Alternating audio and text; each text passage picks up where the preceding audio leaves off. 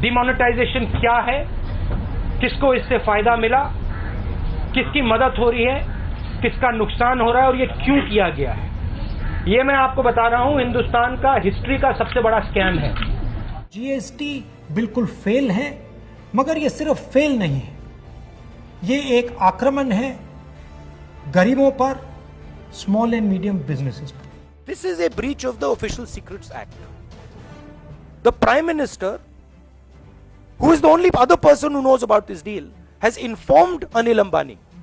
The Prime Minister is acting as Mr. Anil Ambani's middleman. देखिए, जो मैंने Covid app के बारे में बोला वही पीएम फंड के बारे में बोल रहा हूं।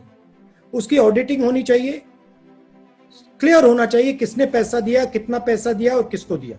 आप क्लियर कर दीजिए, ऑडिट कर दीजिए, कोई प्रॉब्लम नहीं।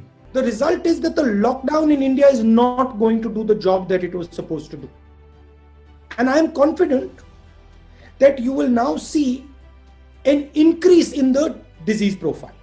Instead of seeing a collapse of the disease, you will now begin to see, as the lockdown opens, an increase in the disease profile.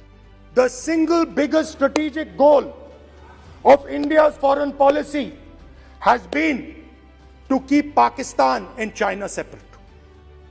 This is fundamental for India. And what you have done is you have brought them together. Mark my words, take it from me, these laws, the government will be forced to take them back. BJP की सरकार ने असंगठित अर्थव्यवस्था पर आक्रमण किया है और आपको गुलाम बनाने की कोशिश की जा रही है। जिस दिन इनफॉर्मल सेक्टर खत्म हो गया, नष्ट हो गया, उस दिन हिंदुस्तान रोजगार पैदा नहीं कर पाएगा। आप ही इस देश को चलाते हो, आप ही इस देश को आगे ले जाते हो और आपके खिलाफ साजिश हो रही है।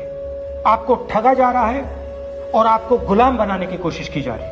अदानी जैसे लोग हैं जिनकी आंख आपकी जमीन पर, आपके जंगल पर और आपके जल पर है, और ये नरेंद्र मोदी जी के खास मित्र हैं। जो भी कॉन्ट्रैक्ट हिंदुस्तान की सरकार देती है, जिस भी कंपनी को देती है, उसका इलेक्टोरल बॉन्ड्स के माध्यम से रिश्वत वो कंपनी बीजेपी को देती है। जिनको मोदी जी अपने मित्र कहते हैं, ऑर्डर दिया, सुनो, इस बार गले नहीं लगेंगे, इस बार नए टैरिफ लगाएंगे। वोट चोरी हो रही है और अब हमारे पास ओपन एंड शट प्रूफ है कि इलेक्शन कमीशन वोट चोरी में इन्वॉल्व है। और मैं लाइटली नहीं बोल रहा हूं, मैं 100% प्रूफ के साथ बोल रहा हूं, ठीक है। और आप सबको पता लग जाएगा, जैसे ही हमने ये रिलीज किया, पूरे देश को पता लग जाएगा कि इलेक्शन कमीशन वोटर चोरी करा रहा है। मुझे कहते हैं सही बात बोलने के लिए माफी मांगू।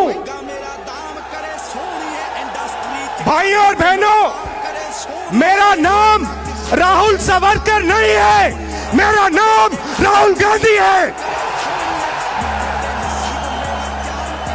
मैं सच्चाई के लिए कभी माफी नहीं मांगूंगा, मर जाऊंगा मगर माफी नहीं मांगूंगा।